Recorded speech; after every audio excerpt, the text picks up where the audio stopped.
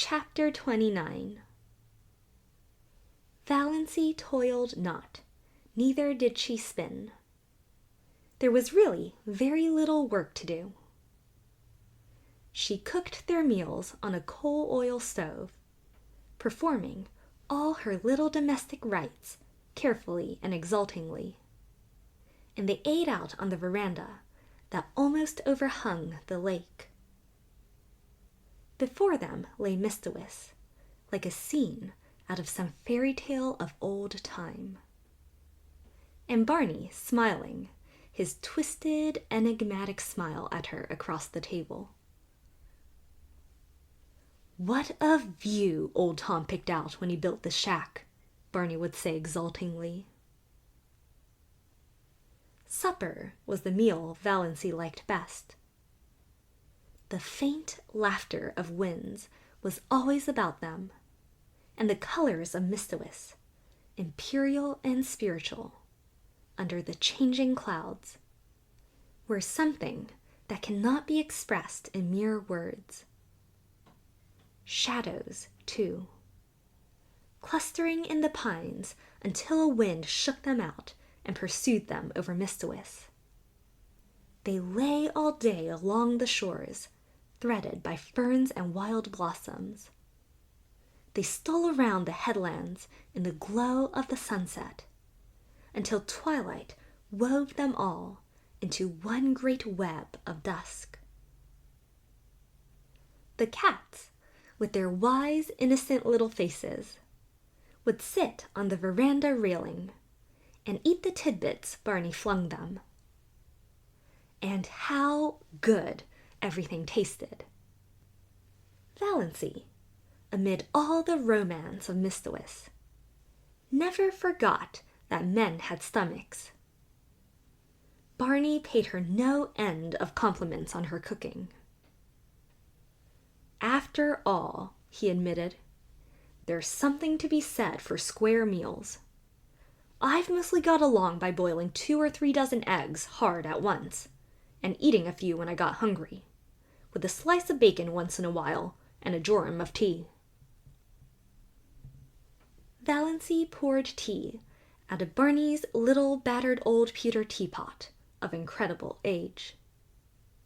She had not even a set of dishes, only Barney's mismatched chipped bits, and a dear big pobby old jug of robin's egg blue.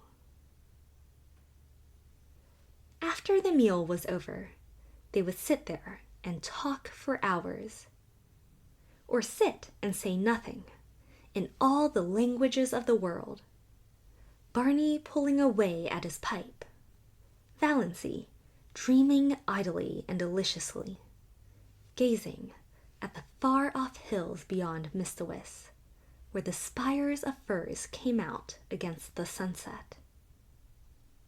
The moonlight would begin to silver the Mistawis dusk.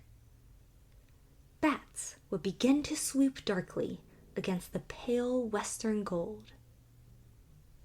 The little waterfall that came down on the high bank not far away would, by some whim of the wildwood gods, begin to look like a wonderful white woman beckoning through the spicy, fragrant evergreens.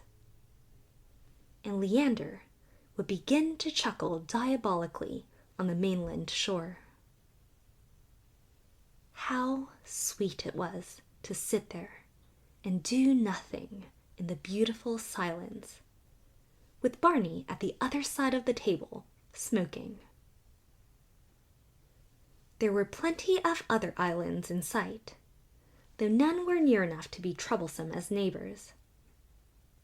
There was one little group of islets far off to the west, which they called the Fortunate Isles. At sunrise, they looked like a cluster of emeralds. At sunset, like a cluster of amethysts. They were too small for houses, but the lights on the larger islands would bloom out all over the lake, and bonfires would be lighted on their shores, streaming up into the wood shadows, and throwing great blood-red ribbons over the waters. Music would drift to them alluringly from boats here and there, or from the verandas on the big house of the millionaire on the biggest island. "Would you like a house like that, Moonlight?"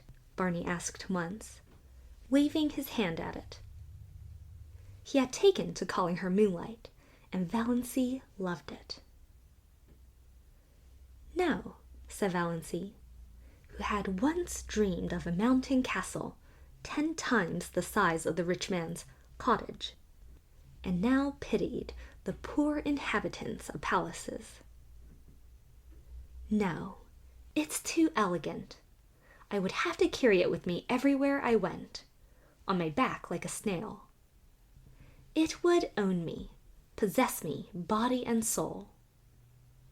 I like a house I can love and cuddle and boss, just like ours here. I don't envy Hamilton Goddard, the finest summer residence in Canada. It is magnificent, but it isn't my blue castle." Away down at the far end of the lake, they got every night a glimpse of a big continental train rushing through a clearing.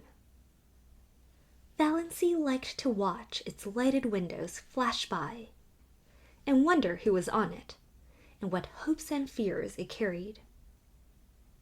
She also amused herself by picturing Barney and herself going to the dances and dinners in the houses on the islands, but she did not want to go in reality. Once they did go to a masquerade dance in the pavilion at one of the hotels up the lake, and had a glorious evening, but slipped away in their canoe before unmasking time, back to the Blue Castle. "It was lovely, but I don't want to go again," said Valancy. So many hours a day, Barney shut himself up in Bluebeard's chamber. Valancy never saw the inside of it. From the smells that filtered through at times, she concluded he must be conducting chemical experiments, or counterfeiting money. Valancy supposed there must be smelly processes in making counterfeit money, but she did not trouble herself about it. She had no desire to peer into the locked chambers of Barney's house of life. His past and his future concerned her not. Only this rapturous present. Nothing else mattered. Once he went away and stayed away 2 days and nights. He had asked Valancy if she would be afraid to stay alone, and she had said she would not. He never told her where he had been. She was not afraid to be alone, but she was horribly lonely. The sweetest sound she had ever heard was Lady Jane's clatter through the woods when Barney returned, and then his signal whistle from the shore. She ran down to the landing rock to greet him, to nestle herself into his eager arms. They did seem eager. "Have you missed me, Moonlight?" Barney was whispering. "It seems 100 years since you went away," said Valancy. "I won't leave you again." "You must," protested Valancy, "if you want to. I'd be miserable if I thought you wanted to go and didn't because of me. I want you to feel perfectly free." Barney laughed, a little cynically. "There is no such thing as freedom on earth," he said. "Only different kinds of bondages, and comparative bondages. You think you are free now, because you've escaped from a peculiarly unbearable kind of bondage. But are you? You love me. That's a bondage." said or wrote that the prison unto which we doom ourselves no prison is? Asked Valancy dreamily, clinging to his arm as they climbed up the rock steps. Ah, now you have it, said Barney.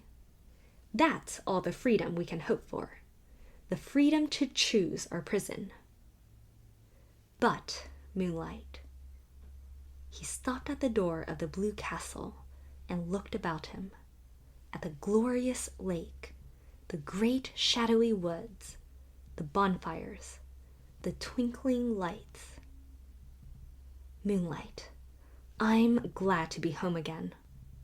When I came down through the woods and saw my home lights, mine, gleaming out under the old pines, something I'd never seen before.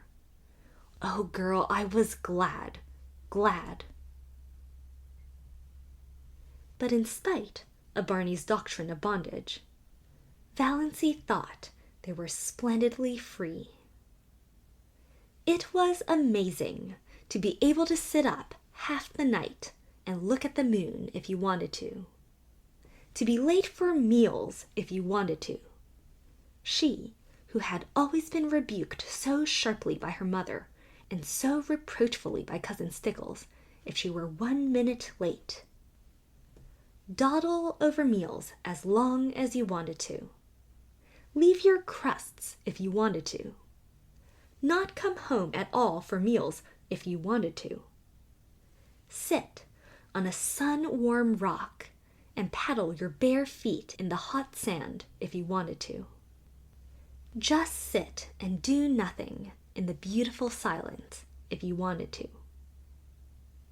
In short, do any fool thing you wanted to whenever the notion took you. If that wasn't freedom, what was?